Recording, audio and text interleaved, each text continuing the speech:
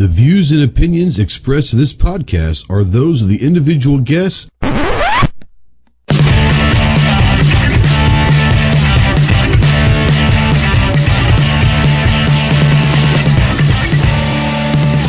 you're a sensitive snowflake that may get easily offended, then turn this off immediately.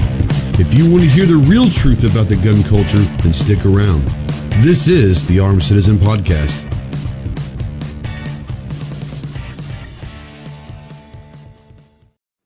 What is going on, my Ghost Squad? Welcome to the Armed Citizen Podcast Live. This is episode number 232. Today's date is Tuesday. What is that? March the 8th, 2022. We are live as always on YouTube and over on Facebook. So if you're out there, we don't know that you're out there unless you do say something. So if you're in the live chat on either platforms, go ahead and say something. We'd like to shout you out. If you're new to the channel, new to the podcast, let us know. We'll pop your cherry. We cannot promise you to make you any smarter. We really just hope not to make you any dumber. Hey, no promises. It is what it is. If you like to call or text in, yes, you can call or text into the show. Utilize the Ghost Tactical Hotline presented by our good friends Rod and Shelly Gates at Aegis Gun Care. That phone number is scrolling down below. It is 530-364-4678. If you're a veteran, really anyone, but especially if you're a veteran and you're in that hole and you're trying to claw your way out and you're questioning whether there's light, remember, you can call, text, email me 24/7. I cannot give you any medical advice, but I sure as hell could probably be a pretty decent ear to listen to, maybe talk you through some stuff.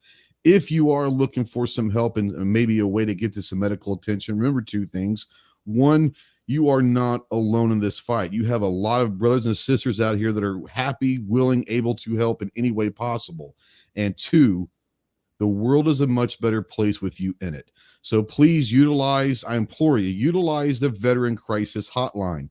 1-800-273-8255. Once again, 1-800-273-8255. Veterans, press the number 1. We are spotlighting, as always, United States Marine Corps. If you have any questions on what it takes to earn the title United States Marine, see the website marines.com. And as always, we're a proud member of the Self-Defense Radio Network. Please check out all the great podcasts on selfdefenseradio.net. Let me take this off my ugly mug and bring in a fellow jarhead. This guy, if you haven't, first of all, I want to say this. Ron was one of the first guests on the Jarhead podcast. And I don't know if you realize that episode has blown up on YouTube, like blown up. I don't know why, the stories, I don't know what, but you're about 10 times more views than the average view we get on that podcast on the YouTube side, much less the podcast side. So I don't know if it's your pretty face, bro. I don't know if it's your striking personality, you know. It's got to be the shirts, probably. Yeah. Anyways, we're gonna welcome in our good buddy. He's a former jarhead. He's not a former. He's a master sergeant of Marines. He'll always be a master sergeant of Marines. 20 plus year MARSOC veteran, owner of Ryker USA. We've had him on before, but we got some cool stuff to talk about. We want to bring in our homie. What's up, Ron? How you doing, brother? Hey, thank you for having me. I love coming on the show, and it's always a good time. I love your intro also. The Veterans Crisis Hotline and stuff like that. And you're right. I just want to add that we're not the best at asking for help. We internalize our struggles and our strife, and you find a network, find a path. When my son, who our company's named after, is 5, and we say our prayers every night, we always pray for those people who are in darkness, those people who are struggling with something, that a positive opportunity presents itself for them. And that can be whatever is put in your path. For an example, this podcast, and you referencing and driving people towards the Veterans Crisis Hotline. And I think that's important. And our guys just do it. Just step up and say, I need help. Yeah, and I think, and I talk about this a lot on other podcasts when I'm on with them. They talk about that and stuff, and you know what I mean by this. A lot of people don't understand. Um, our guys, a lot of time, there's two things I want to touch on. One, first of all, a lot of the time, a simple hello, how you doing? Interaction with another human being, they may not get a whole lot of interaction. They might seclude themselves on purpose, and even just a simple hello, you know, are you doing all right? That could be something that helps that person get through that day. So if you see someone struggling, the easiest thing you can do is say hello. You don't have to sit there and ask for their life story. A simple, hey, how you doing, man? Anything I can get for you? No, all right. Hey, you have a blessed day or whatever. Sometimes that's enough. But more importantly, what I think a lot of people don't understand, including our guys, right? Mm-hmm. They don't know that they have changed. They don't know that they have an issue. And it's up to their loved ones, their family, their friends that have noticed a drastic personality change, say, hey, is everything good? They may not know that they have changed. They may not understand what they're going through physically or mentally, and they think that everything's groovy and everything's cool. Be on the lookout. If you notice someone, it doesn't have to be a military person. PTSD, mental health issues, they can come from anywhere, any way. If you notice anyone that has had some sort of a personality change quickly and they seem down, depression can take over like that, guys. So, you know, sometimes it's okay to say, hey, is everything okay? Because they may, like you said, Ron, they may not be. And for us, I can guarantee you, admitting we have a problem is not something that's in our blood. We don't like to admit that. So sometimes someone's saying, hey, I've noticed something's a little bit different. Everything okay? You need to talk about something. Don't be afraid to approach someone if they're not approaching you as well. So, yeah. Before we jump in, as you guys all know, on Thursday, Saturday, and Monday at 10 a.m. over on our YouTube community tab, we put out our polls and we have a little fun with the polls. So we always go through them to start. The first one we did last Thursday's got almost 900 votes. A simple one, real quick. Which streaming service do you prefer? I only put a few: Hulu, Netflix, Amazon Prime, YouTube TV. We could have put HBO Max, Disney, ESPN. There's so many of them. So I'm going to say, Ron, of the streaming services, do you have, I know that you're a big Star Wars guy, but do you have a favorite streaming service that you utilize? So Disney Plus is a go-to. It's just awesome. I get to relive my childhood, with my son and teach him about, Star Wars and learn from him and grow like that. But, we've got YouTube TV, and once you learn like the format, it's actually pretty cool because you can DVR stuff on it. It's unlimited DVR basically. Yeah, which is awesome. And but I don't have a favorite one. Like I got Paramount Plus. I get that. And shit, dude, I think the only one I don't have is Peacock. Like I have the Peacock app, but I run the free version, which is really it's not a whole, but you can watch some stuff like a week later. I've got HBO Max. HBO Max for free with because my AT&T. They're like, oh yeah, if you do this plan right here, you get HBO Max free. And I'm like, okay, they've got DC, so that's a great. I also got to teach my son about that. Dude, they got the original 70s Super Friends cartoon on HBO Max. Do they really? The one with the Wonder Twins? Yeah, I didn't. I've got HBO Max, but I didn't. Yeah, I haven't gone go down to the DC tab down and scroll all the way over. Nice. Yeah, so I started watching that with my son, and he was just like, that'll bring back some memories. Dude, he looked at me, he's like, Dad, this is not good. Like, no, but some of those old ones are so bad they're great. Oh my God. Yeah. Those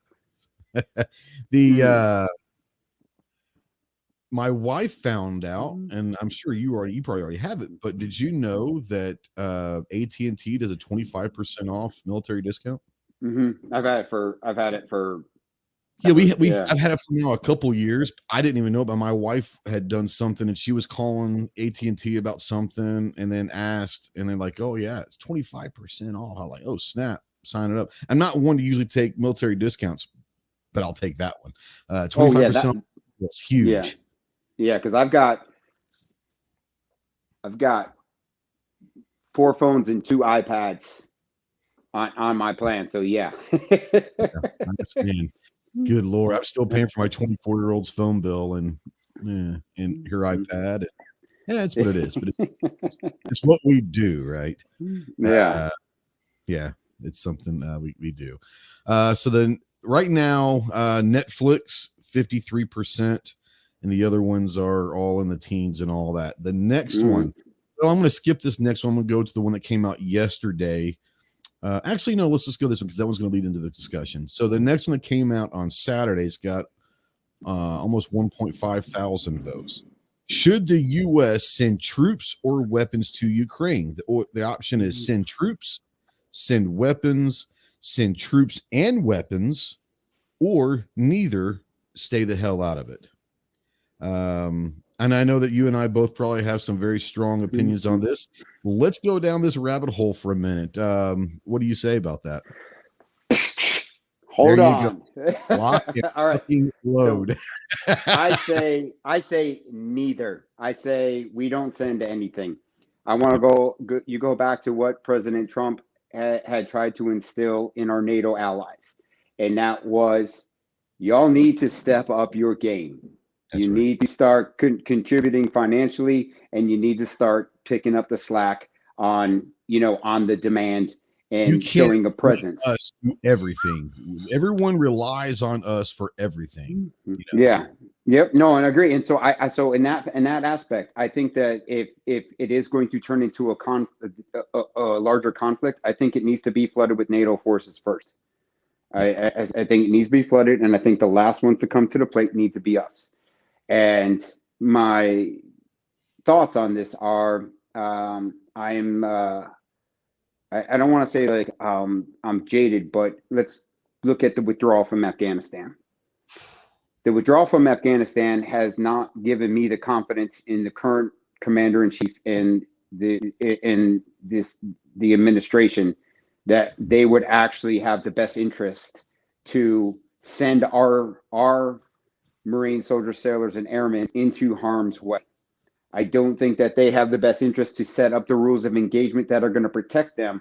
I think that they're going to set them up to go up there to be almost kind of how it was when we were first in Somalia, when I was there in 93 before the Black Hawk Down event happened. Our rules of engagement were so ridiculous. Like, we were standing post. You couldn't have a magazine in. You couldn't have a round in the chamber. You couldn't return fire unless it was verified by a staff NCO, and then you had to get permission. And it was ridiculous. And it wasn't fair because you're asking us to do something we've already volunteered our lives to go and defend our country and our country's interests in the Constitution. But now you're going over here and let's go back to the bombing of the Marine barracks in Beirut in 83, right? Those dudes were standing post. They were standing post with not even loaded mags. They were just standing post in flak jackets and a rifle with no rounds in it.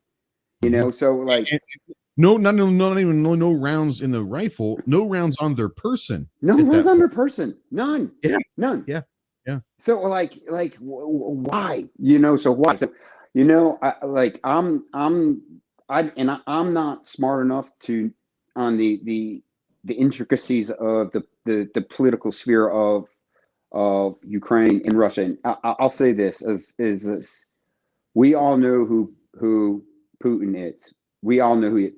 And the thing is that you can't be mad at a wolf for being a wolf. You just can't. Now, and then you see, like, there's so many things, but I will tell you is one of the things that's completely turned me off is the Ukraine, okay, let's go with this last 2 years of the disinformation that we've been doing in our own country. Why is a peaceful protest, them burning down Seattle, them burning down Minneapolis, right? Peaceful in the name of a peaceful protest, but yet a peaceful protest, the trucking convoy in Ottawa is a terrorist act, right? Being a patriot, supporting the Constitution, and flying the American flag, you're now a domestic terrorist. Like, where are our priorities, right? So, like these things are so now they're talking about. I'm jumping around a little bit, but there was a police chief up in New York State who was like, we are going to send ARs, AKs, and shotguns to Ukraine, to the citizens. We just got to figure it out how. This dude is talking about sending firearms to the UK that are actually illegal in the state. In the state. Like, where are our priorities, right? So I think that, no, we don't belong there. We know we need to fix our country. We need to fix this stuff. Where, like, Remington sent what, 1 million rounds or 10 million rounds? Million rounds. 1 million rounds. Hey, where was that? Where was that? Where's that support? Yeah, where's that support for us? Where's that support for our law enforcement? You know, right? It's just like, and everybody's like putting up a Ukraine flag on their social media stuff. Well, how about you put on an American flag when your city's burning down to the ground? And now the administration flips their script to go fund the police. Like, dude, so the media propaganda, from what we've learned, what they've done over the COVID coverage, the pandemic, the vaccine, and all that stuff over the last 2 years, and the disinformation, and nothing's honest, and everybody's a liar, and this person's that. And then you're seeing it instantly. In the first 3 days of coverage from the Ukraine, same thing, just propaganda and everything. So I'm not buying into it. There's a lot more that the American people aren't, the world isn't letting, being exposed to. But I think that I think we should observe. I think the rest of NATO needs to step up, and I think we need to fix ourselves from within. Yeah, that's just my thoughts. No, I couldn't. I couldn't agree with you more. A lot of my friends just assume that I'd say, let's go take care of it. But once again, we're talking about a place that we can't get to very easily. Okay. It's can't get there. We're fighting someone that is batshit crazy, but is also a straight up fucking killer. Let's be realistic. Putin's no joke. Like, he's crazy, but he's no joke in himself. He's intelligent. He knows what he wants, and he's crazy enough to do it. It's eerily similar to someone 80 so years ago. Just saying, not saying that it's going to be that bad, but he's about public executions in city square for the people that are fighting against him. We're talking about a guy that doesn't care. He's going to do whatever he needs to do. In his demented mind, he's doing what's the best for Russia. Once again, that's for the world to decide whether or not they're taking a side. I think that Ukraine's a sovereign country. They've applied for NATO. They've now applied for the European Union. Whether or not that happens or not, but here's the thing. Where has Europe been in all of this? Like you said, it's time for y'all to step up. Mm-hmm. The U.S. can only do so much. The U.S. basically held the torch in Iraq and Afghanistan. They've held the torch in so many different places. It's time now for them to say, hey, we're here too. And it's nice to see Switzerland and Sweden, two countries you never hear about getting involved in anything, both saying, yeah, we can do something. We'll send some missiles. Switzerland's talking about, actually taking a stance in something for the first time in a long time, being the neutral country. But I think you're right. We've got to fix what's going on in our backyard, and there's a lot to fix here. And I think if it comes down to it, sure. Can we help out in some ways? Sure. Can we at least be big brother in the background saying we support what you guys are doing? Don't mess with our boys, or then we'll come in. But you got to let them fight their fights at first.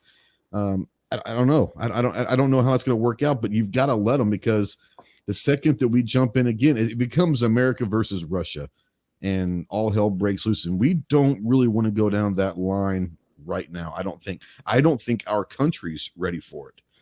We've been fighting for 20 years right now. we're not ready to go fight another war because, guys, this is going to be a different war than it is in Iraq and Afghanistan. It's a Way whole different new war.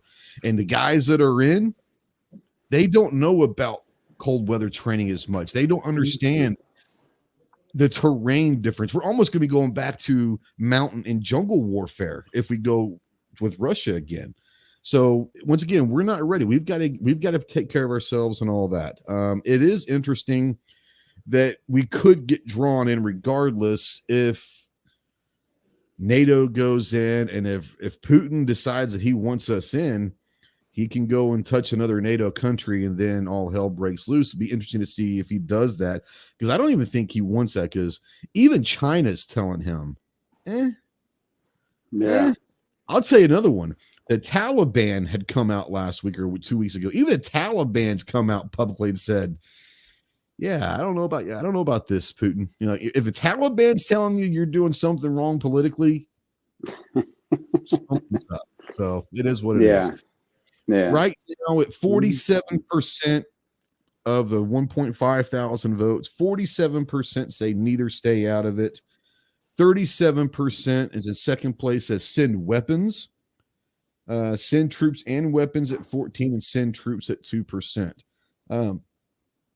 47, almost half of them say neither, stay out. And it's nice to hear that for whatever reason, because I think that we've been burned before for getting in conflicts under false pretenses. Let's be honest.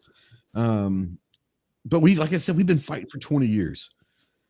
You know, we've got to focus on here right now. We've got a lot of problems within our own borders. It would have been nice if we didn't, if we had to go do this, it would have been nice if we could just had that pre-staged, all that equipment, that $800 billion worth of equipment in Afghanistan. We could have just transported on down to the Ukraine. I mean, that would have been an intelligent play. But yeah,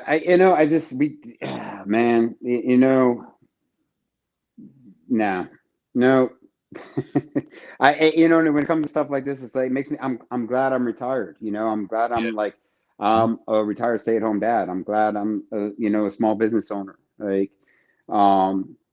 there's other struggles that are coming up in our country, and it's the ripple effect, right?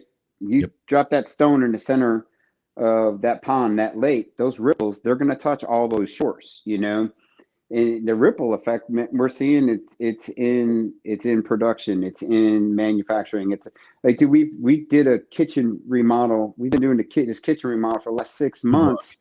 Yeah. And our bar stools for our island just showed up last week. We've been waiting on them for 5 months. Our microwave is a moving field goal post. Like, that thing is getting kicked down the road. It's been canceled twice. Like, dude, the microwave, this is just like, I'm like, dude, so on the wall above the stove, I actually drew a picture of a microwave on the wall, like, coming soon. Coming soon. Yeah. But it's just like, all these things are happening, and it's just like, in the fuel prices. And it's like, I was just doing some stuff with one of our local law enforcement agencies, and they were telling me, they were saying that they were told that be prepared, by May we're going to be over $5 a gallon in Wilmington, North Carolina, and by the end of summer we'll be over $7. We just did here in Arkansas a couple of days ago. We went over $4 a gallon here, and that's the first time it's been over $4 in a long time. My wife's car she has to put 93 octane in here, and she just put 18 gallons in her SUV, $90. Yep. Today, and it went up from Saturday. It went up 40 cents from Saturday. Yeah, we had one day last week. We went from 350 that night before. You woke up the next morning, it was 385, 35 cents overnight. Mm-hmm. Right, and it's gone up and up and up. Yeah. Like I said, we're we're over $4 right now, and it's what it It's is. But yeah, and it's concerning, and it's gonna affect many things, and that ripple effect, everything's going to start to cost more. Everything already is starting to cost more, well, we were talking about this before the show started. We're both heading. You've got a much shorter drive, obviously, to go to the gathering week than Yeah. I do, but I've got about 11 hours. But you know, it's that's going to change budgets for going on these things where you're going to be spending twice as much in some cases than you normally because of gas. And it's like, holy cow. And then you start going to get oil changes, and it's like, oh snap, this affects that too. Diesel. I mean, for the truckers, can you imagine what diesel's going to go to with the truckers eventually? I mean, good Lord. I Dude, remember when cheaper than gas. When we were younger, diesel was much cheaper than gas. Not so much anymore. Yeah, we did. We were just driving back. I was out with my buddies out here at his property. We're out Dootin, and saw on the sign $4.99 a gallon for diesel right now in Austin, Texas. Like, yeah. So you are in Austin. We're going to get to that here in a second. Our last question kind of ties to what we do is, what kind of foregrip do you run on your AR? Do you run a vertical grip, an angled grip, a Ryker grip, a hand stop, or none? I wonder what you run there, Ron. So obviously, guys, Ron is the inventor, the creator, the owner of Ryker USA. He is on location right now. He's down in Texas. He's on the East Coast normally. He's down in Texas doing some stuff, and we'll get into what you're doing in Texas right now. For a lot of guys out there, they do, but audience changes, it grows and all that. Do you want to take a few minutes real quick right off the bat and explain Ryker, not necessarily about the grip or the sling and all that, but the company of Ryker, your background, and how Ryker became Ryker at this point? And we'll give you a few minutes, and I'll put links out while you're doing that as well. Yeah, so the Ryker grip, the Ryker method of shooting. I retired from the Marines in 2010 and went into government service in the capacity of where I was carrying a gun for a living. And I was finding that my support arm, with traditional means and methods of holding the firearm up, my support arm would painfully go numb on me. And I would just constantly move my arm around for pain management, trying to find a more comfortable place to shoot. So I started cutting things up, melting things, and creating stuff. And one day I just put it on the side of the rifle, and it felt extremely comfortable. So I just really made something for me to shoot my AR pain free, and I was not thinking any further beyond that. Then my partners, we started the company, went through the patent application process and all that, and found out that nobody's done anything like this. So we filed for our patent. We have 2 full patents and 2 patent pending status patents, and and we started the company, and we started prototyping. And then in prototyping phase, we were like, hey, let's put this on the shotgun. Hey, let's put this on the Scar Heavy. Hey, let's get this on some saws. Let's get this on the 203. And then we found, heavier the gun, higher the caliber, full auto or suppress, you recognize the benefit of the Ryker method instantly. And that is speed, accuracy, and stability are all improved. Your target acquisition, your transitioning from side to side is improved. Your shot groups are tighter, and it removes you from the heat. So the concept is one of the things that we also did different when we started the company was, think about all of the accessories. Think about all the things that you were issued or you purchased, or were given to you. How many of them actually have scientific data behind them, right? So we actually have a doctor of biomechanics and ergonomics, an ophthalmologist, SOCOM MD, statisticians, and engineers that helped us create the product. So everything that we put into it, we've actually brought science in to quantify the results. And what we have found is, just by putting it onto the side, it biomechanically fixes something we've all been doing incorrect, and that's shooting a shoulder fire weapon. Instead of traditional method where your hand is underneath, or a wedge, or the thumb over bore, putting it out to the side, you're no longer holding the weight of the gun up. You're pulling it back. Because you're pulling it back, that's going to eliminate your fatigue factor because you're not isolating an individual muscle group anymore. Because you're pulling it back, that's what's going to help eliminate the recoil. And because the standoff on the side, no glove, no heat. So when you think about that in the capacity of law enforcement comes out and they have to, in most law enforcement, their primary is a pistol, their secondary is an AR, as far as equipment wise, how when they answer calls. If they have to go back to the car, yes, obviously the rifle becomes the primary. But a lot of these guys aren't going to stop and put on gloves real quick. And if they go 3 mags deep, the gun is going to be really hot. And a lot of law enforcement people that don't receive a lot of advanced training, well, they're going to take their hand off that handguard for pain management, and they're going to come back to the magazine well. And they're doing this completely for pain management. The gun is hot. They don't want to hold that heat, and they're just going to shoot right here, which is an inferior position, especially when you're trying to shoot at distance and shooting and moving. So yeah, all these things combined led to the creation of the Ryker grip, the Ryker method of shooting. And then we've added on with a whole bunch of accessories. We have the Ryker sling, we have the DC mount, which is a light mounting option. And we have right there. You guys have seen videos of ours that we've done for the sling, for the grip, and all that. You guys have seen the video. But he's probably going to do it. I'm going to put the camera on you and kind of do a little demonstration. Here we go. All right. So I don't know if I sent you these yet, but you'll definitely have them next week when we link up at the gathering for Palmetto State.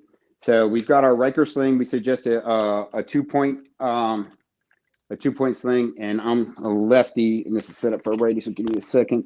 So we recommend running it nice and tight. See, I love that because I love a tight sling. That's how I love to run my slings to begin with. Yeah, so you have your big thumb loop here, so you can loosen it or you could tighten it down, but we want it nice and tight. Now, traditional nylon sling, if I was to come up on target, I'd have to release this tension, reacquire my grip, and come on up. But we've got in the body of the sling, we have 3 1-inch strands of marina grade bungee, so I can just push right out. And what it does is it pulls it right back into your shoulder, which helps with your recoil, which helps with your assist, right? So that, and then you can see on the side here, we've got the Ryker grip on the side, and we have the DC mount. So what you see right here, we've got this pressure pad, and that will operate your light. So you can put a 2-pad up here or a 2-button pad up here, light, laser option, whatever. But we came up with the DC mount to answer the question, how do I operate and control my devices? Now, the other thing that we have that isn't on the website yet is our cable management system, right? So this is our cable guard, okay? And it's kind of, I don't have the right lighting here, but you can see those teeth right there. So that's a groove. So all you got to do is you just run the wire. You run your wire from your device, route it up under here, and these just line them up on your top of your pick rail, and they clip right on. That's so good because mine are wrapped around. Well, you guys can see, but mine are wrapped around my light because it's such a long cord. That's awesome. What I really love, and you guys can go watch the video.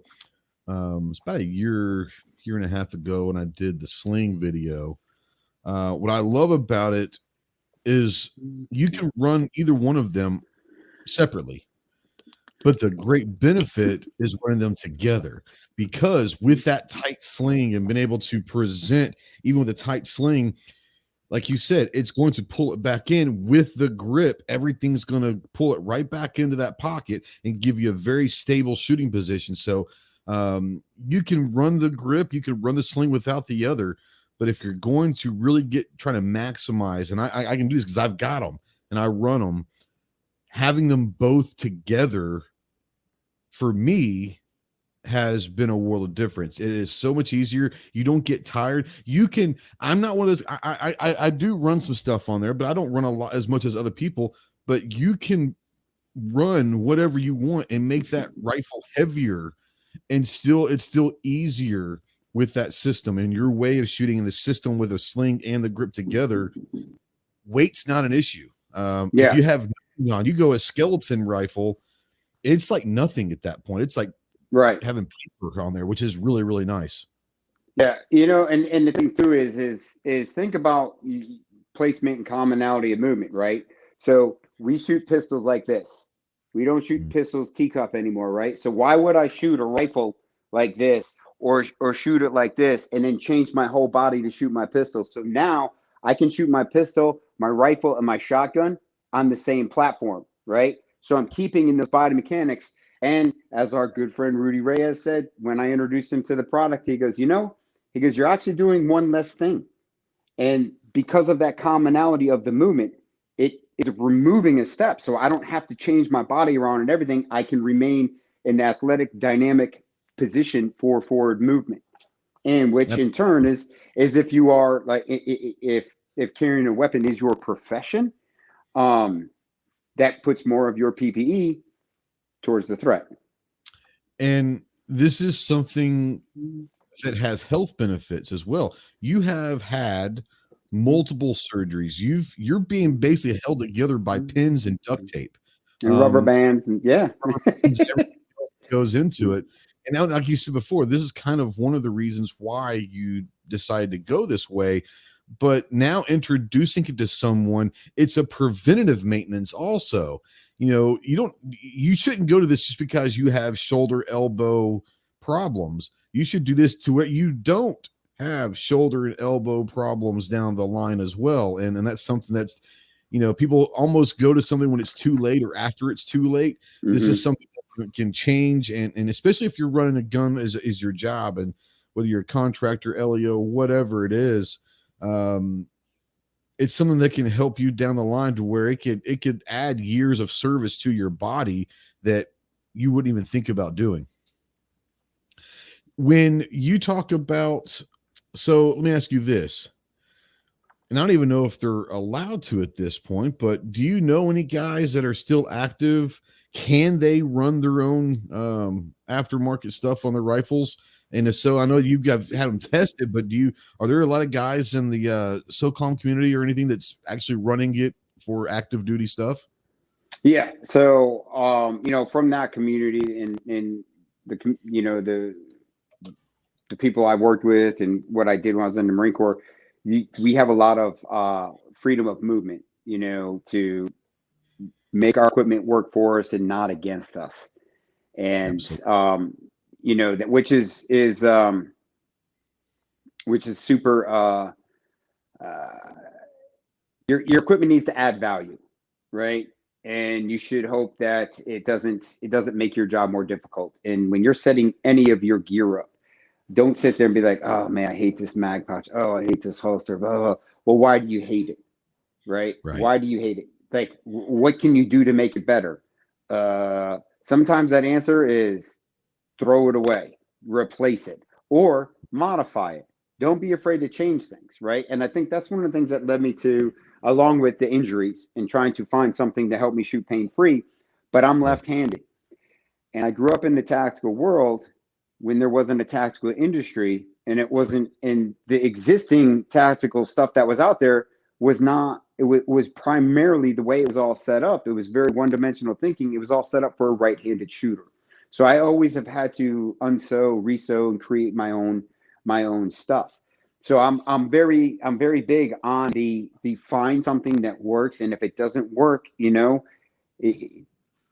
make an attempt. And if you're not feeling it, don't force yourself into liking something. Don't force it because I bought it. This is where you want to make an intelligent purchase on stuff.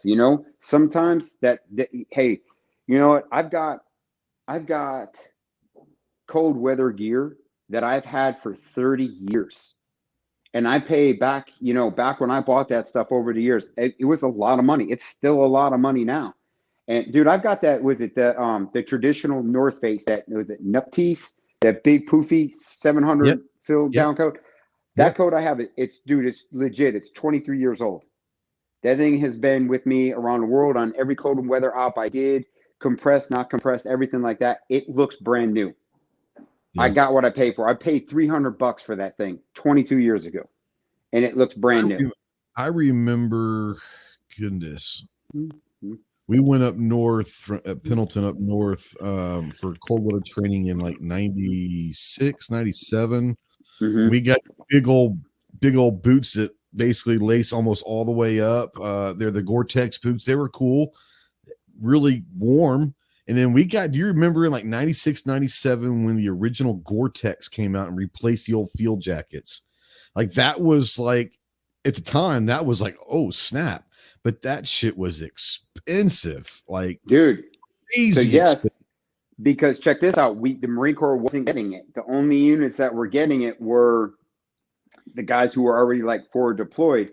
I remember this. We drove down to Fort Bragg and bought our own Gore-Tex parkas because we were so sick of freezing and getting wet in those damn field jackets, you know? Yep. But yeah, I bought my first Gore-Tex. I bet you that was a couple $300 just for the jacket, was it not?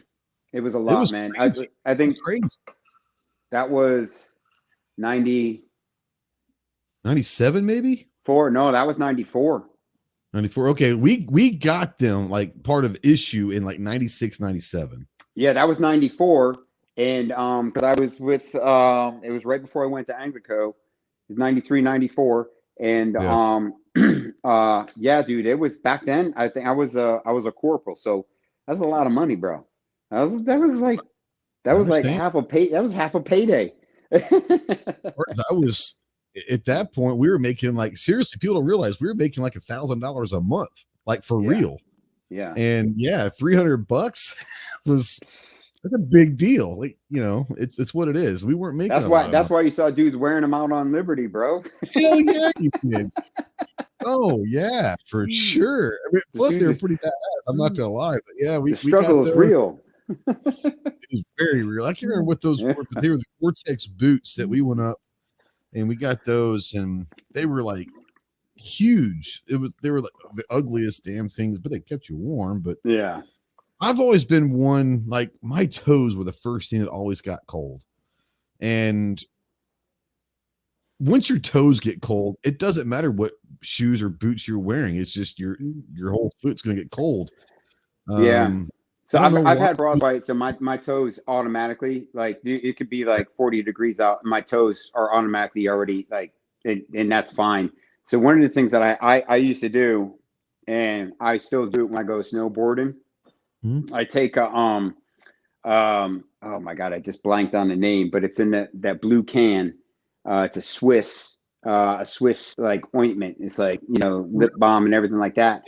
But you put it all over your toes, right? Really? Yeah, and it's like a little barrier. It's like a Vaseline. It's like a petroleum, but you put it on your toes, and it helps just with friction and gives you a little bit added warmth, little layer of protection, stuff like that. Another trick that we did too, and I don't even know if people do this anymore, but we used to spray our feet with antiperspirant deodorant to help. Oh yeah, we did that. We did that. Yeah. We also, it sounds crazy, we wrapped most of our foot with saran wrap. Yeah. Around our socks. We put a layer of socks on, saran wrap around that to kind of waterproof it, and then another pair of those green wool socks on tops to get texture. But I mean, it was doing anything to keep our feet dry. It was, I mean, and looking back now, wrapping your feet in saran wrap, probably not a good idea. Oh, that's terrible. But at the time, first of all, I've got like there was nothing there was no alternative. There was no alternative. Yeah. There was nothing available. It was, you're trying to keep your feet dry for the next few days, because if your feet get wet and cold, it doesn't matter what the rest of your body's doing. You basically, you're limited of what you can do. And so that was the main thing. It's just like when we were going humping or, you know, going in the jungle stuff training, feet. You can't do anything without your feet. And so, yeah, looking back on it, I mean, that was passed down from someone. Terrible idea, but it worked for a 3-day thing. You know, you had to do what you had to do. I'm old school, bro. When I was a kid, we had my snow boots were winter galoshes with Wonder Bread Oh, hell plastic bags well, over your baggies. socks. Oh yeah, And baggies, baby. Yeah. yep. Uh, Warsaw Patriot says, didn't the Marine Corps come up with waterproof combat boots? Danner's got some. Danners, Danner's and got then the pretty Marine much Corps went everything. cheap and got Bellevues. Yeah. Yeah. What were those? God, what were those ones Mickey in the Mouse boots. 90s that I fucking High hated? techs. Everyone, high techs. Oh my God. I guess they were comfortable, but So God, oh, comfortable. but those things were the ugliest damn things in the. There was no protect. There was no. You weren't. You could roll an ankle easier than that than in jungle boots, honestly. But yeah, those man. Everyone wore the high techs for a long time, and man, I hated They those. were great. They My were wife great until you fast rope and you melted right through your soul. Yeah, my wife loved them when we were dating in Okinawa. She was wearing high techs, and I was like, God, what are you doing? They're comfortable, but man, they were ugly as sin. Good Lord. Yeah. Forgot about that. I couldn't remember the name of high techs. Yep, that's the one. Mm-hmm. Holy shit. All right. So I know you're down in Texas right now and you're working on some stuff. I don't know how much in detail you want to go into it, but if you want to go into some of it, I know it's pretty exciting stuff that you're working on right now. So our ultimate goal when we launched our company was to release the product that we call the joystick of the weapon. And we want to take all of everything we've done, all of our feedback and feedback over the years from prototyping through production and continued use, and get this product rolling. So what our goal is to release the joystick of the weapon, which is integrated electronics into the Ryker grip. So what you'll have is inside the grip, you'll have your controls up here, single button, dual button, and that's some of the stuff that we're prototyping right now. And your leads, your wires are actually going to run out from the inside, so they're not going to run out the bottom. So, like in a great example, a well thought out product right here. This is a Streamlight. I don't know the model because it's coded over, but this back piece right here, the wire is in a track, and this track swivels, so you're not ever really going to have major tension on the wire. But the more important thing is that it's not coming out the back where something could bump it and take it off. It's actually kind of protected. And then you take that and you run that up under the Ryker cable guard, in right up into your pressure pad, and it's just a really intelligent option.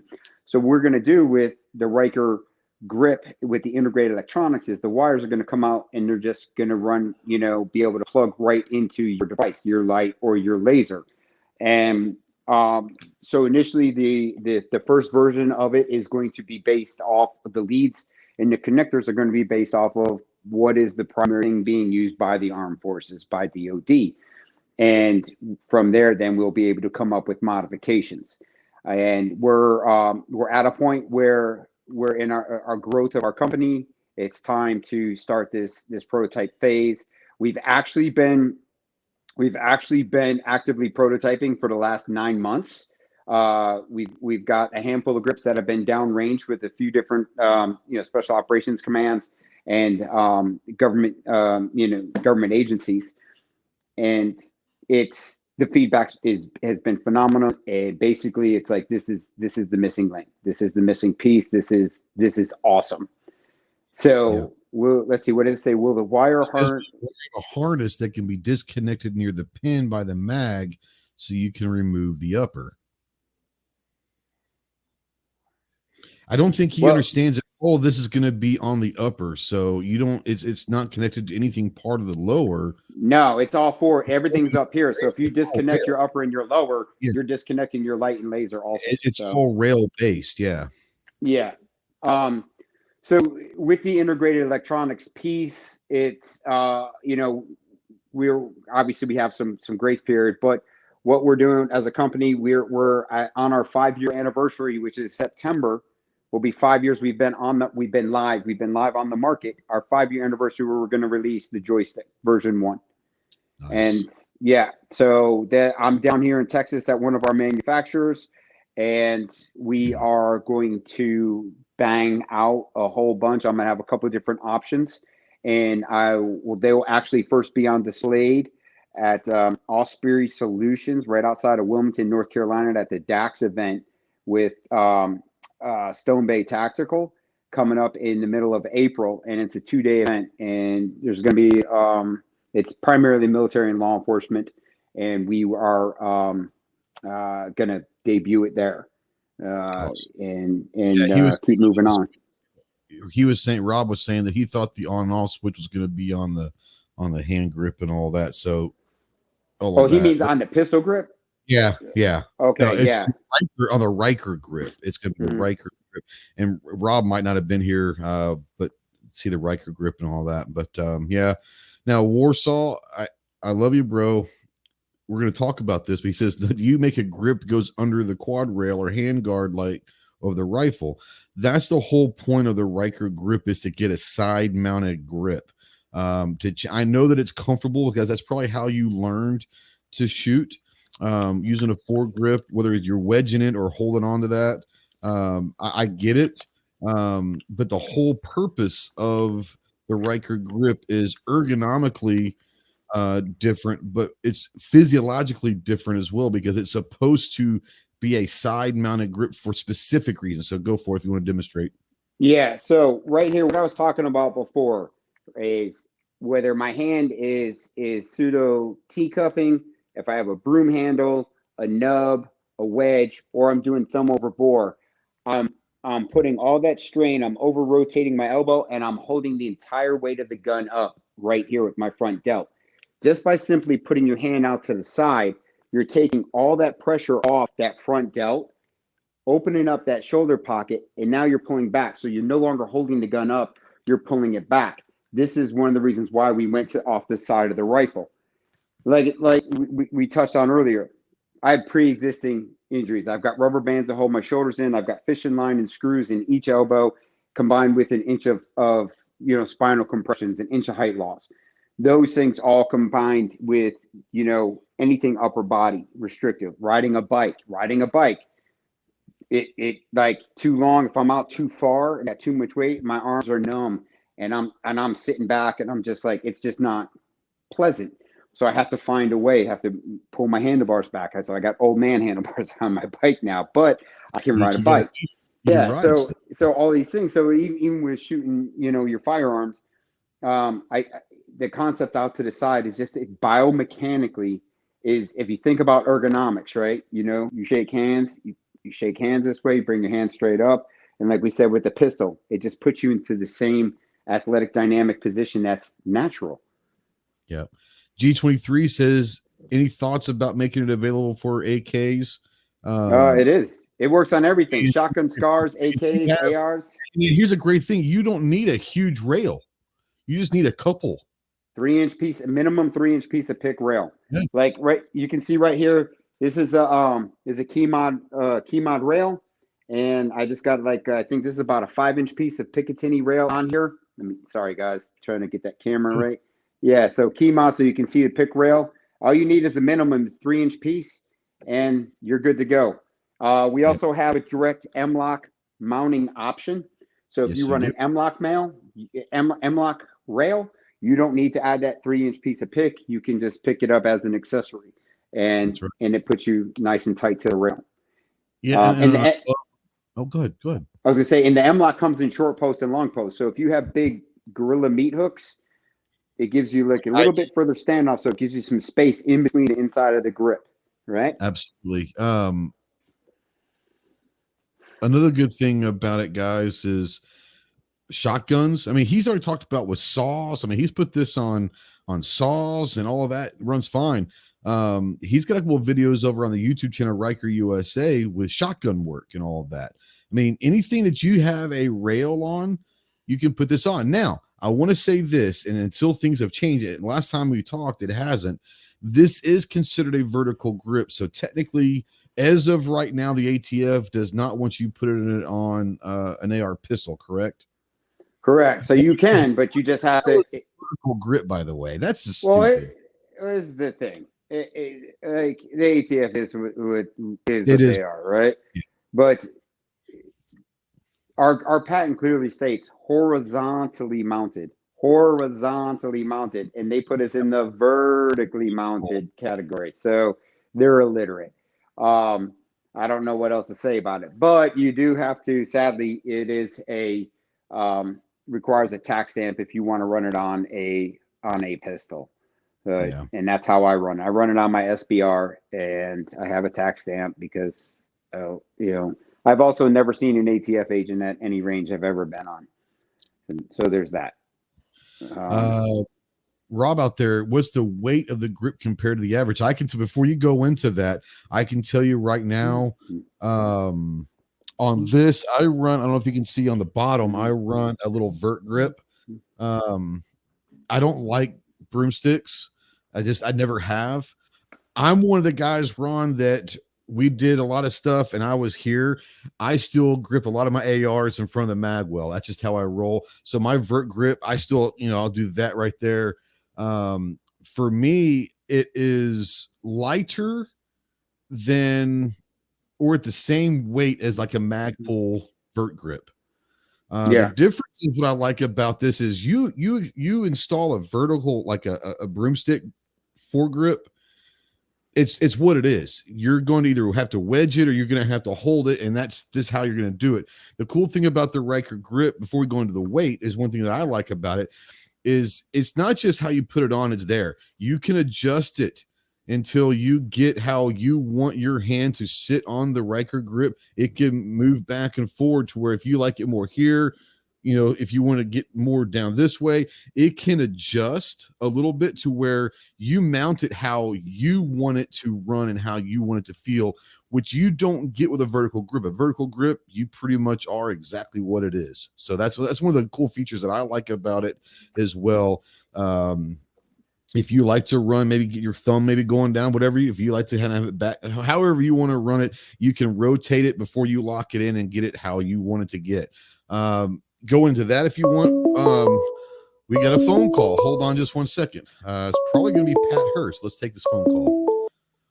Armed Citizen Podcast. Who's this? I'll give you two guesses, but you're only going to need one. Pat Hurst. How are you doing, my man? This is Pat. Ron, Pat calls from Nebraska all the time.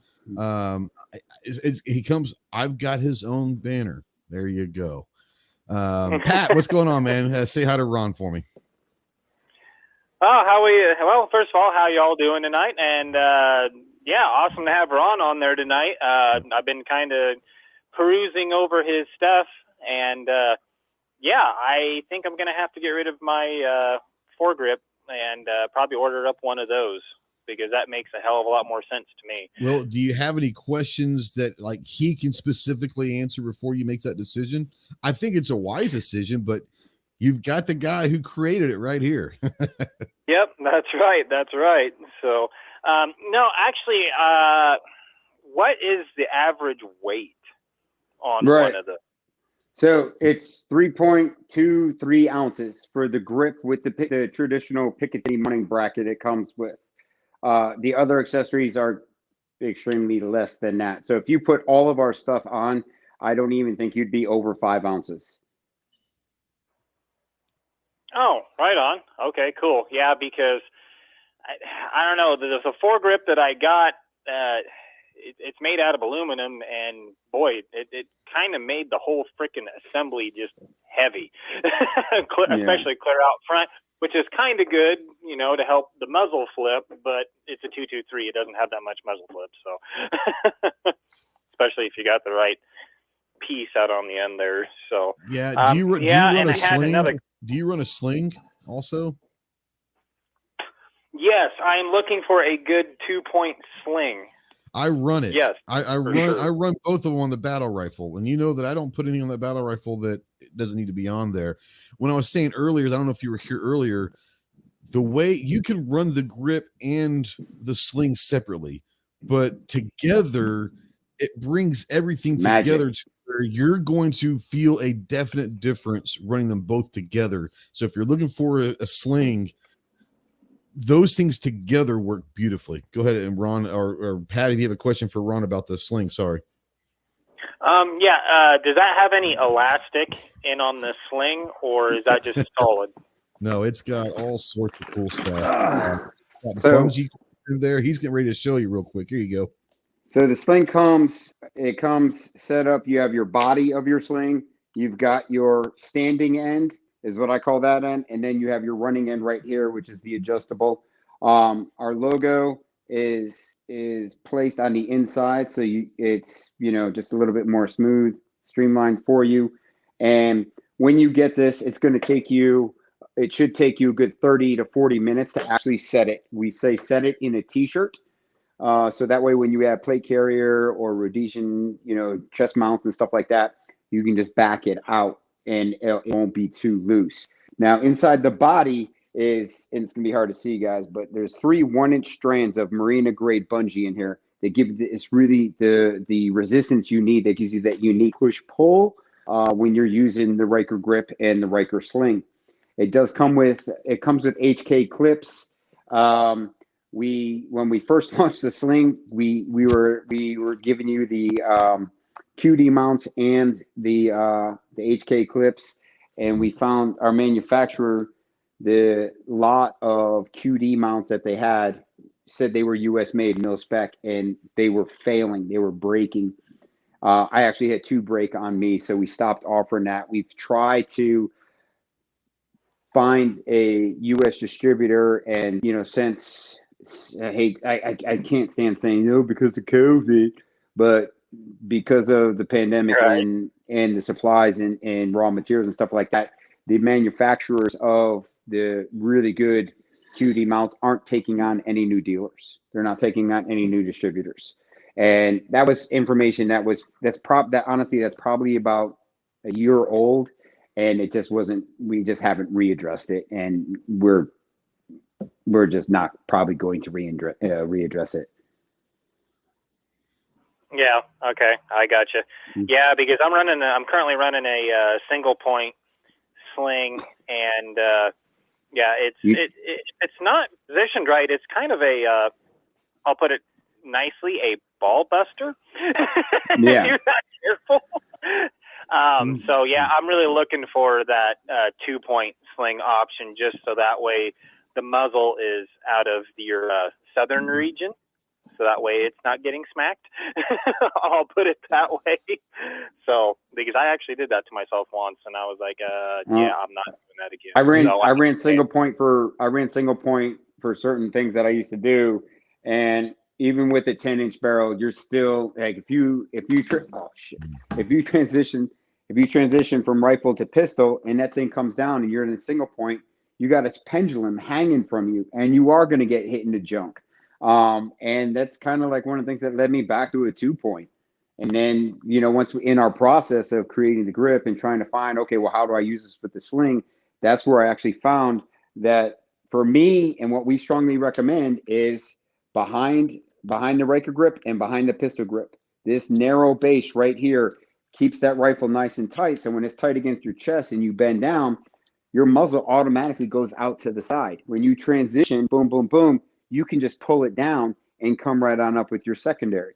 So yeah, and you don't hit yourself in the junk, which is the only time I ever use a single point is when we would have to roll with MP5, and that single slings, man, they single point slings suck so bad. I really don't have no desire to ever go back to a single point, but I can tell you, there's cool questions about the sling out there, and I'm sure that Pat might have some more questions. It is not the cheapest sling in the world, but do you want a cheap sling? Now, for someone that's just going to go to the range every now and then with their AR and plink a little bit, yeah, you could probably go find a sling that's going to do fine. You can probably go with a GI sling for all you want, and it's going to be fine. If you're going to use this for your life, whether it's working, LEO, or whatever, and you just want a sling that no matter what's going to run, are you willing to spend a little bit more money on something it's going to run? That's on you. I can tell you that it's well worth the investment. That's just my opinion. but that's going to be your own thing. But I mean, the cheap slings are cheap for a reason, guys. Whether it's the material, the connections, whatever it Stitching. is, Yeah. the stitching. There's a reason why it's cheap. So it's and that's kind of one of the reasons that I picked it up, because I honestly didn't know what I wanted at first. So I was like, okay, well, I will put the attachment behind, on the buffer tube, on the ring, try single point. And what I should have done was, get a dual point set up that can go from single to double and try both. But I was cheap at the time, and I was like, okay, I'll just try single first. And yeah, I'm definitely going to have to pick up one of those, because I really like the looks of that sling on there. So there's something to be said about a 2-point sling. You can run it basically as a 1-point sling in a way. Here's how I run it.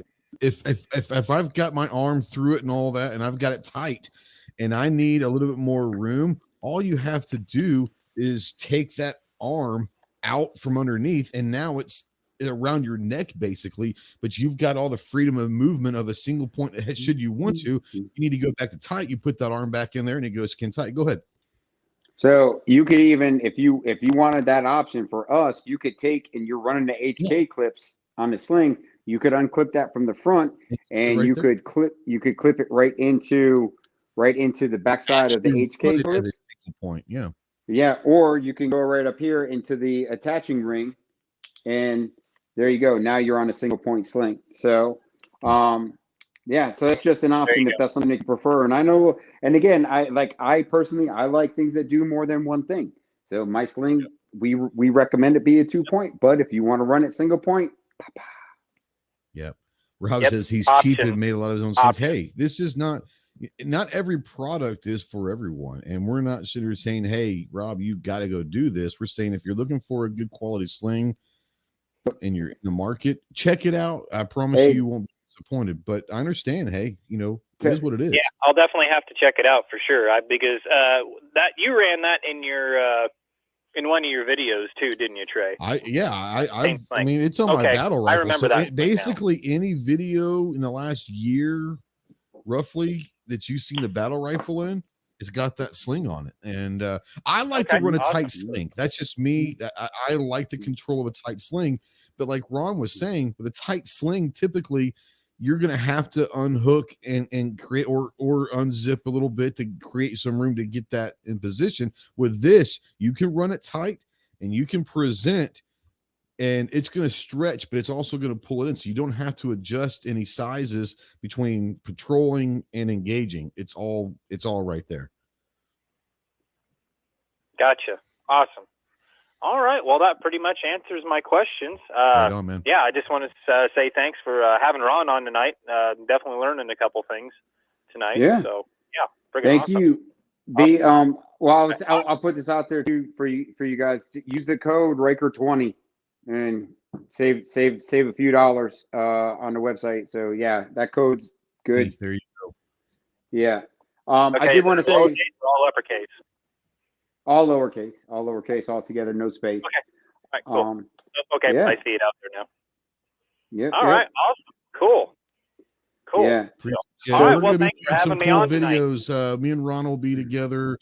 Next week. We're staying together next week, but we'll be having some stuff. There's gonna be some videos going from that, and we'll probably do some drills and kind of stuff and put those in like a drill package type thing for Ryker for beginners type thing. But you've also got a cool video out there. Go for it. You're gonna get to shoot it on the Black Aces Tactical Bullpup shotgun.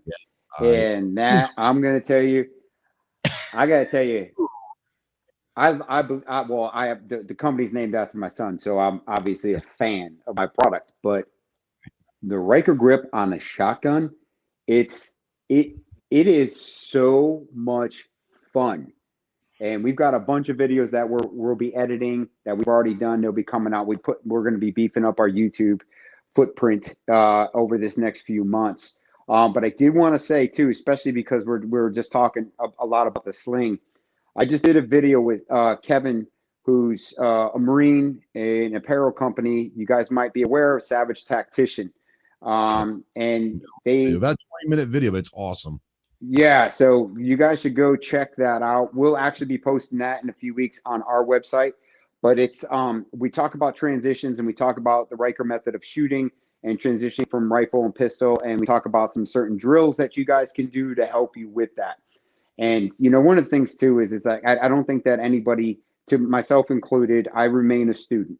Nobody knows everything, and there's definitely wrong ways to do things, but if you can identify that and continue to move forward and make changes on the fly, then you're going to be okay. But always, one of the things we're taught in the Marines, man, seek self-improvement, constantly seek self-improvement every single day.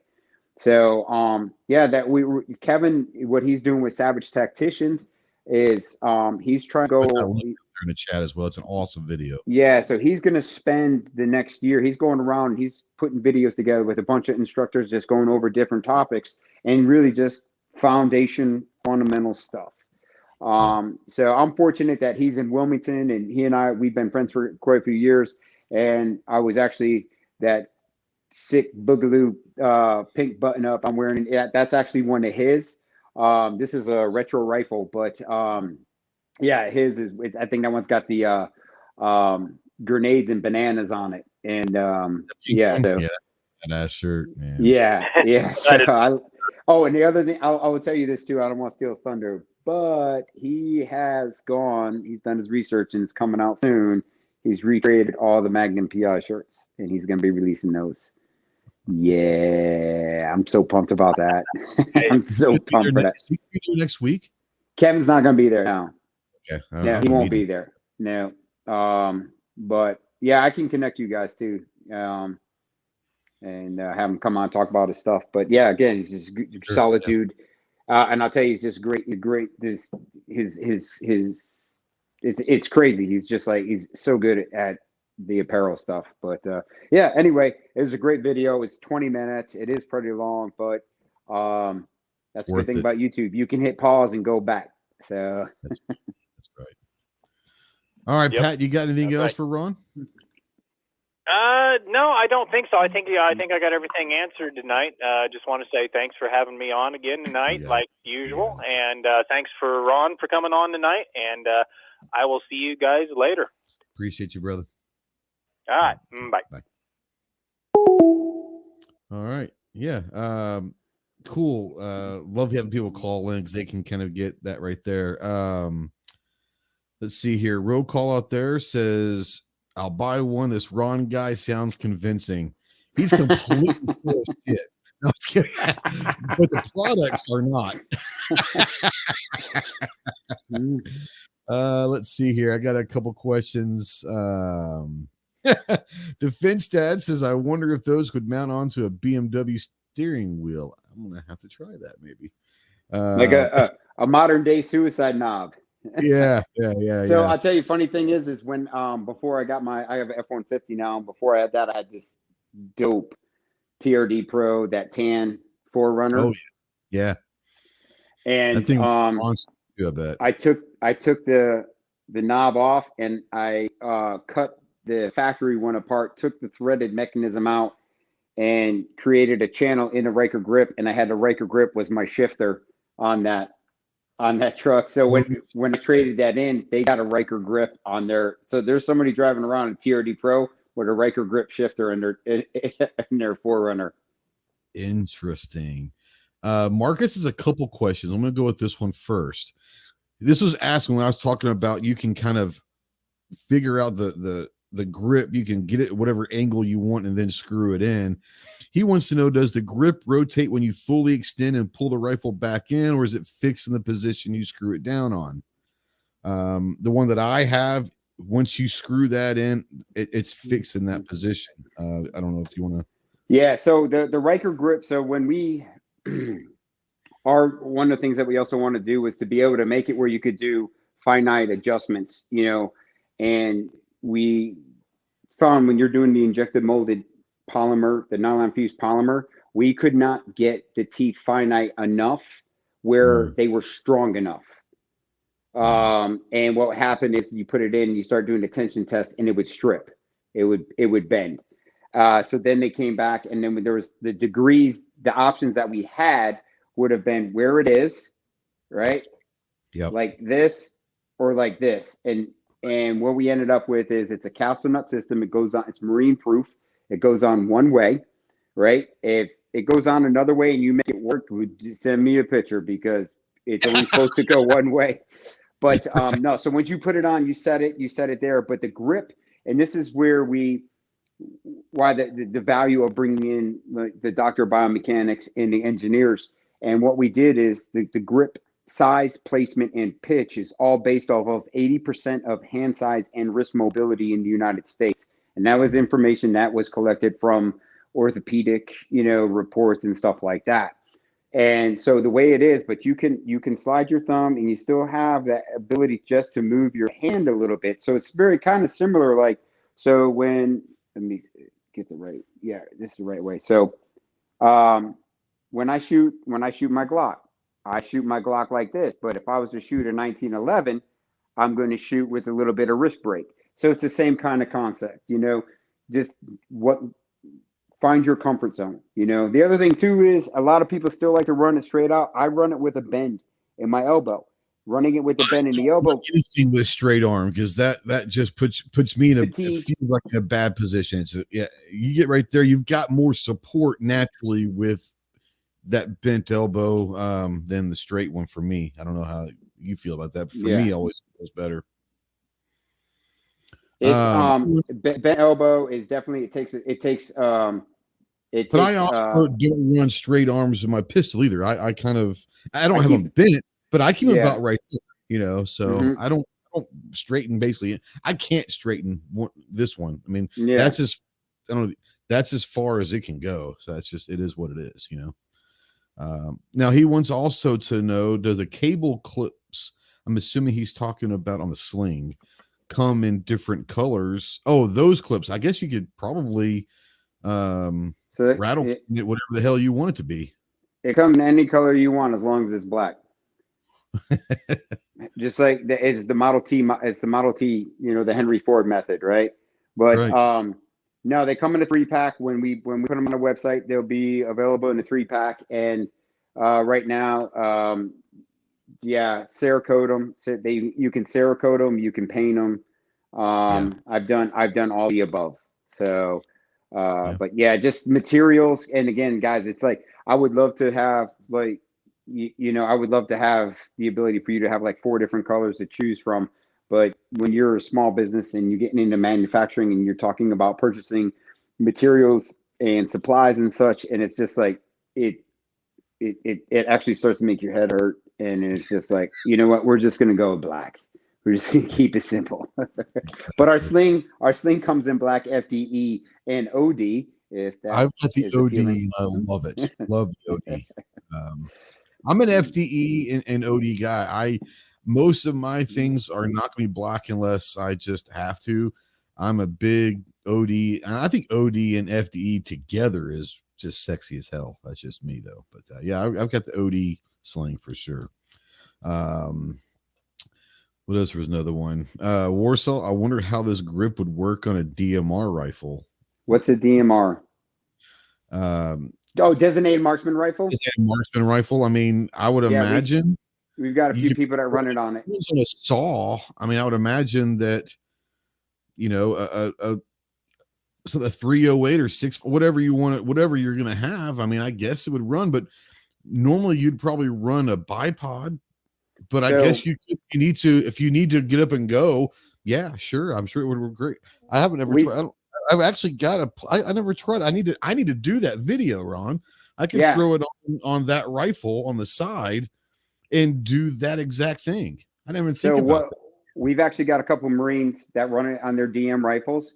And one of the things that the like feedback has been, they run the bipod all the way forward on their handguard, and they run the rail back so that if they're in the prone position, they can have both hands up. And so it is back a little bit further, but this way they're not in the prone position. They have that stable platform, being able to keep the elbows down tight and pull it in. So again, it's you just have to find what works for you, Absolutely. Yeah. Interesting. Yeah. I never even thought about that, but I've got I've got slots here. I'm gonna have to do a video for that. Dude, have you ever heard of an air gun? An air gun? Sure. Air gun. Like an air gun. So it's like, it looks like a real rifle, but it has like a canister on it, like what will go on a paintball gun, but it shoots bullets. And it's not a rifle. It's not considered a rifle by the ATF, but they shoot bullets. I think like an air gun, like an air gun, like the little pellet gun, basically. No. Like, yeah, I don't have the card on me. Oh my God. I have no idea what you're talking about then. Actually, I put a picture up in our stories on Instagram a couple weeks ago, but this guy, he's like, yeah, dude, I'm running this on my air gun. It's amazing. And I just ran into these air gun people at this vendor show I just did last week in Virginia. And I don't have one yet, but it's like, and the guy's like, yeah, it's not a rifle. The ATF doesn't recognize it as a weapon. It shoots actual like bullets. It's not you can hunt with it. The dude was like, he's like, I got a bear last year with that rifle right there. So it's not when people think air gun, they think of like the pellet gun. No, shoots real bullets. I have no idea what the hell. I need to go check that out. Yeah, real quick. $20 super chat from our buddy G23 out there. You guys know that we do not ask for, nor do we encourage super chats, but all super chats go to send care packages downrange. So $20. Thank you, G23. I really do appreciate that, my man. He says for the men and women who are downrange. I appreciate you, man. Yeah, he dropped like 50 bomb a couple weeks ago. He really does support sending care packages. We started doing that about a year and a half ago, and we sent about $1,500 in the last year and a half. And they say that each care package on average is about $15. So, I mean, thanks to all the listeners and the viewers out there, y'all have sent about 100 care packages overseas. So that's pretty awesome, guys. Thank you very much for that. All right. So yeah, no, they're everyone's saying air gun. Yes, I understand. I shot a Umarex at Range Day at SHOT Show this year, had a 50 and a 30 caliber air rifle, and those were badass. But those That's are what I'm talking about. Yeah. Okay, I've got those then. Yeah, I thought you meant shoot real bullets. They do shoot real bullets. Well, the ones that I have are not like real bullets. I mean, they're 50 caliber like projectile. But it's not a bullet. But yeah, it's 50 or 30 caliber projectile. That shit does some damage. Yeah, so we got a couple guys that are running their air guns with the grip. Wow, okay, nice. Yeah. That's pretty awesome. Umarex. Umarex got some sweet stuff coming out. I got my buddy Mark over there at Umarex. He was there. He's like, you got to come shoot this. And we over there shot the 30, the 50, and man, they're badass for sure. Yeah. Let's see here. I'm trying to see if there are any more questions that I saw.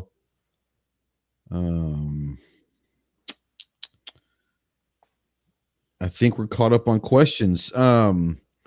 One thing real quick that I want to discuss, which I think is really awesome. I know you had a long day.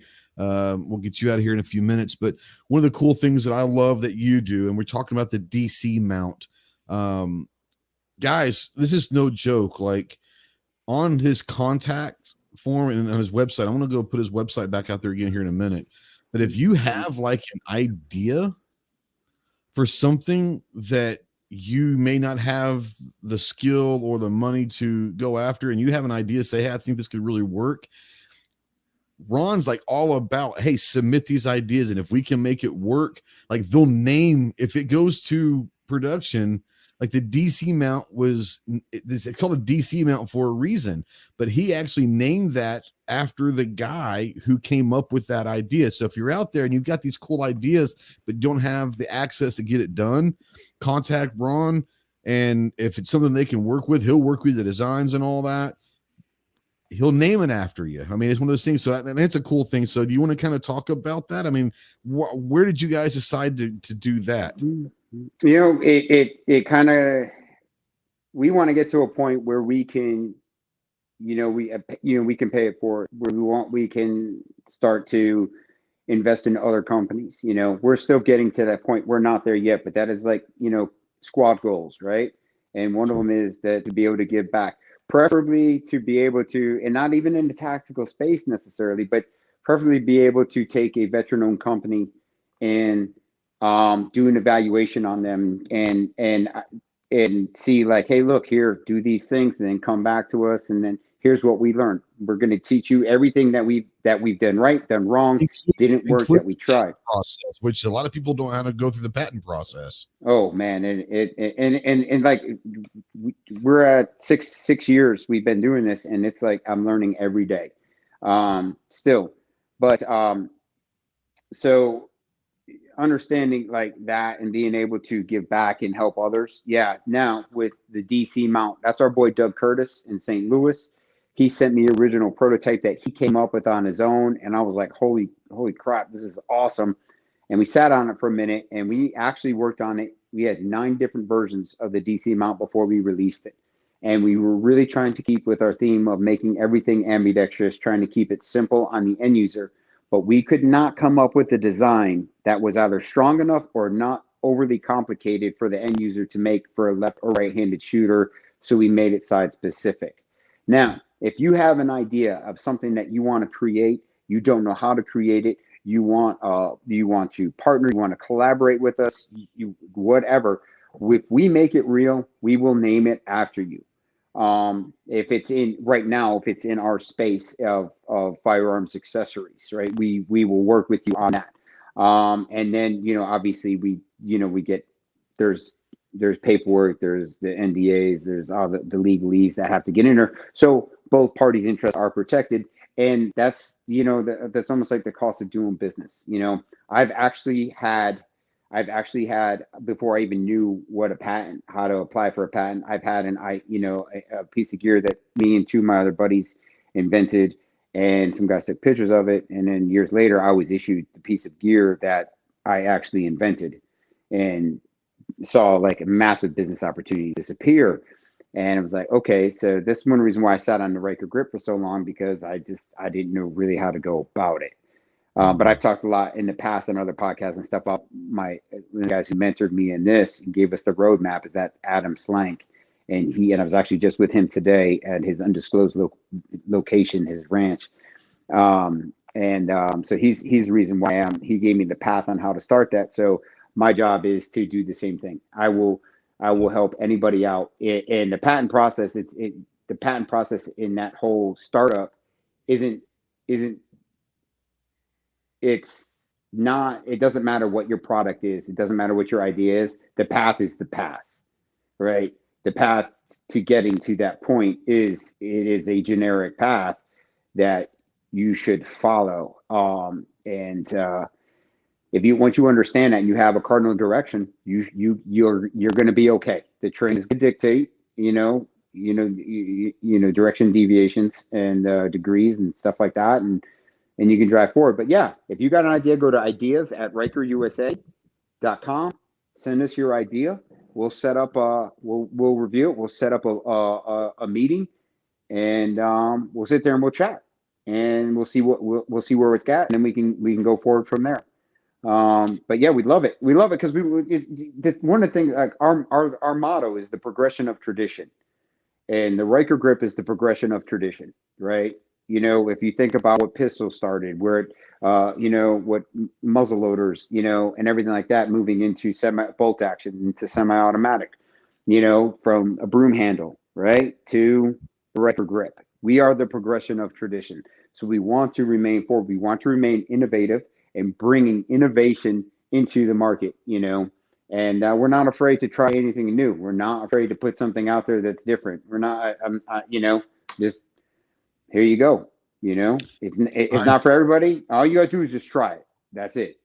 I agree, because I've never met anyone, whether it's my buddies that have shot mine here at the house and all that, or people like the Gear Report guys. TJ was in here earlier, and we'll see them next week at the gathering as well. But that shot your stuff down in Florida. Jeff and TJ were down in Florida last year for, I can't remember the shoot that happened. Fire. Yeah, fire. That's the one. I've never met anyone that has shot it that hadn't said different, but I like it. And does it take some getting used to? Yes, because we've been trained like monkeys to hold this a specific way. Like you were saying earlier, how long did it take for people to go from this to that? You know, it felt and you know what it was before this? It was shooting from the hip. Or they had this weird thing also. Yep. Yeah.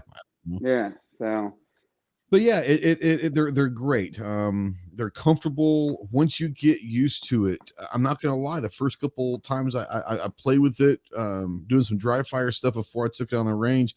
First, it's awkward because you naturally go to it's there. It's there. You know, you got to force yourself because it is different, but it is really cool. Hold on here. Now I gotta ask, ever thought of working on pistol braces that help people with injuries they endured, kind of like how you made the Ryker grip? So a pistol brace that you can shoulder, or a pistol brace that go on your forearm? He did say so. If you're out there, I mean, obviously you know that a pistol brace technically is supposed to strap on the forearm and all that. You can shoulder them as of right now. I don't know. Maybe he'll elaborate here.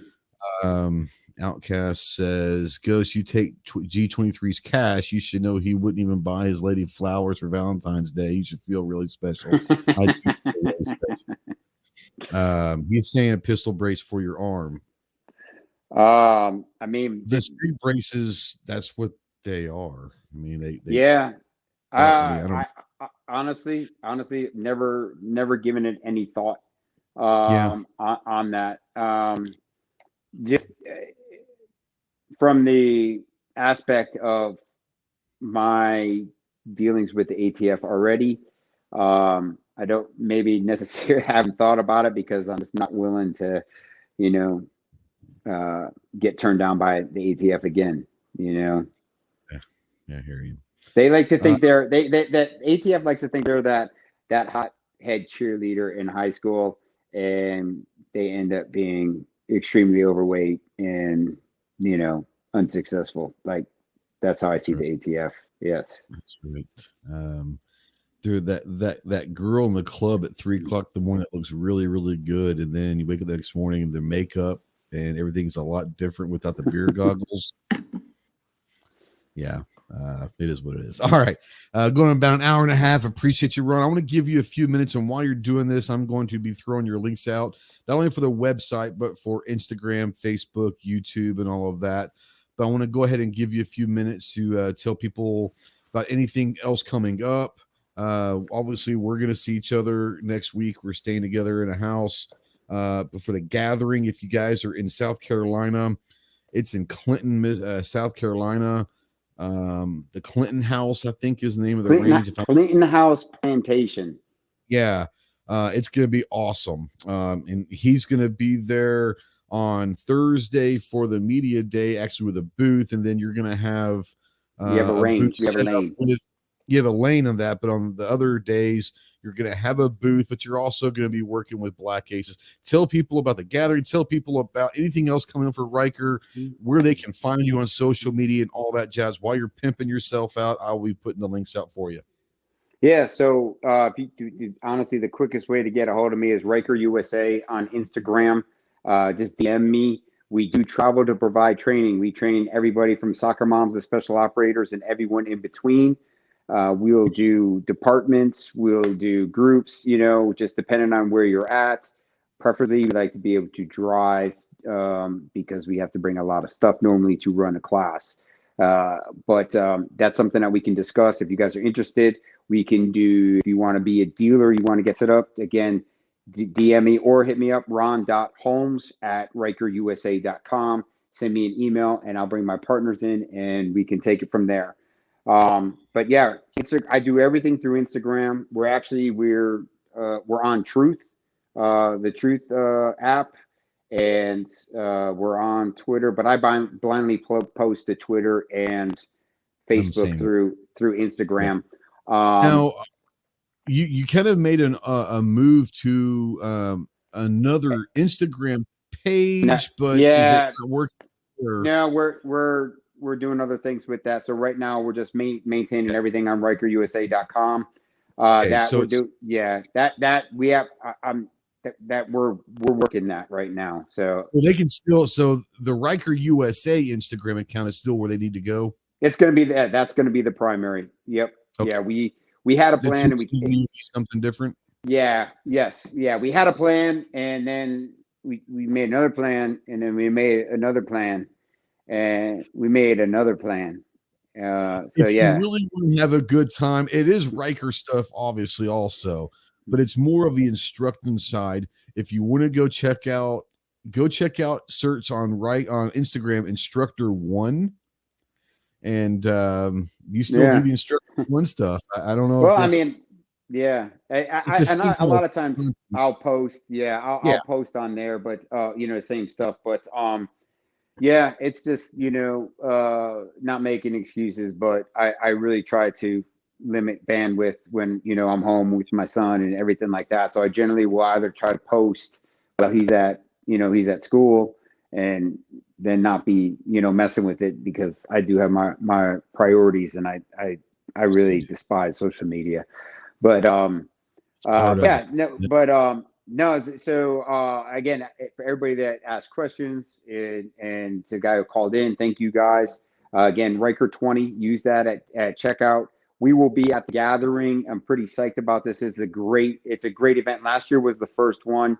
It was like from the hip. So many people were scrambling because SHOT Show was canceled last year, and they were like, bigger companies were like, we got to figure out how to generate revenue. And the gathering actually was a massive, massive hit. It was so much fun. So this year it's actually going to be bigger from how that was last year. So we're super pumped to be there for that. And we've got a couple other events coming up.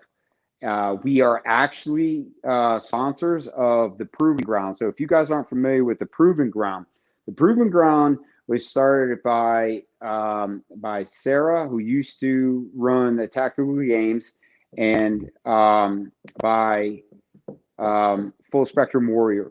You guys need to follow him on Instagram. That dude's content, he's awesome. It's a really good follow.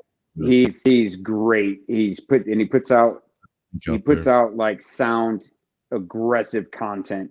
So they started the Proving Ground, and what the Proving Ground is it has a day and night shoot. It's a competition, but it's a one-day event.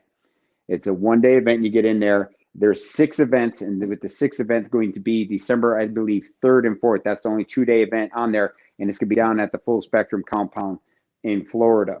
So the first event is I believe it's May 21st, and it's in North Carolina it's in South Carolina at GTI. So they have 6 events coming up. So we're a sponsor for that and a vendor, and we're going to be at least the first 3 events, because it's up in North Carolina, and we will be at the final one in December down in Florida. So super pumped to gotten in early and have been part of that. I like both organizations. Sarah's awesome. I've been friends with her for a few years, and she's that woman grinds it out, and she's a beast. So we're doing that. We got a couple shows coming up.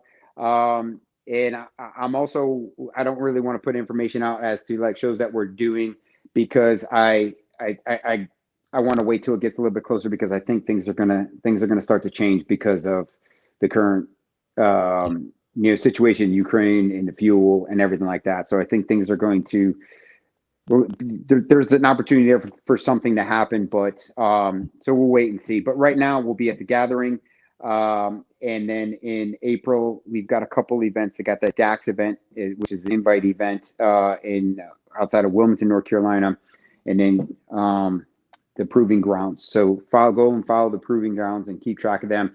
And if you are a tactical athlete, or even if you're not a tactical athlete, but you just want to go out and try something, just go watch these events and get inspired inspired. And I tell you, the tactical games and the Redcon games and run and gun and the Proving Grounds, They're great. They're great. And one of the things that I liked, it kind of made me think about like when CrossFit was the buzz and CrossFit came out. You had people out there who were not ever going to be a top competitor, but in that gym, going hard every day, and just like, this is so challenging and so hard, and found a group. And I've seen those same people who don't work out regularly, who don't eat right and everything like this, but see the value in being able to understand how to mitigate physical stress and cognitive stress while shooting, moving, and lifting heavy things, and bringing those two worlds together. And the positive atmosphere is incredible at those shows. And so, and if you can find a group to do it with, that it makes it even better, because you're going to push yourself. And Mhm. you know, if you don't feel like going, you're going to have 6 other guys going, hey, get your ass down here and get training. So I'm sure that there's all sorts of groups around, Facebook groups. Check them out. I'm sure there's someone in your local area or is pretty close that are doing this stuff, because it's getting huge, especially the tactical games. I remember a few years back, I was like, interesting. I wonder how that's going to last. And that whole realm of tactical, like you said, tactical versus incorporating with physical fitness and all that, it kind of gives us a reason to get in shape, right? That's the whole point. You get to go shoot guns and get in shape. So, or Hey, like you put your carrier on. I mean, you know, hell, go and doing pull-ups with your plate carrier on. Something is start out that way. It's something as simple as that, you know? Yep. Like I say, man, you never have to get ready if you stay ready. That's right. That's right. That's right. All right. I don't see any more questions up there. So I think everyone, man, that's awesome. As always, love having you on. When to kind of get that stuff going out there. I'll see you next Wednesday. I'll be rolling in mid-afternoon sometime Wednesday. Yeah, we're not getting into about between 1700. Because we can't check into the place till 1600. Okay. All right. So see you next week. There'll be a lot of stuff for us. We'll be doing our show next Tuesday from Talladega. There is the sports shooting showcase in Talladega Tuesday. It's part of this POMA thing that I'm going to go in and do it for a day. That night, from the hotel, we're going to do the show from there. Me and Clover are sharing a room, so we're going to do the show Tuesday night, kind of like a recap of the shooting sports showcase in Talladega, waking up Wednesday morning, driving to South Carolina, and be hanging and doing some really, really cool stuff. A lot of cool content coming next week. To follow us next week during that whole ordeal, we'll be putting some shorts out. We'll be doing some stuff. We'll be filming a lot of stuff, but for the everyday stuff, follow Instagram. Just go follow Ghost Tactical on Instagram.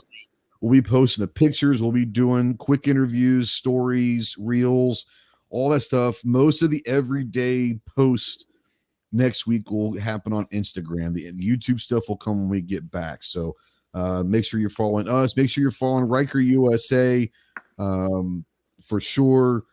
If you're able to get to Clinton, South Carolina next Friday, Saturday, Sunday, if you can go media, get a hold of them. Thursday's a media day, but Friday, Saturday, Sunday, if you're in Clinton, South Carolina, get to the gathering. It's going to be awesome. It's going to be one of the largest range events of the year, and anyone can go. You can pay. Anyone can go to this thing. So it's not like you have to be in the industry. You don't have to be media.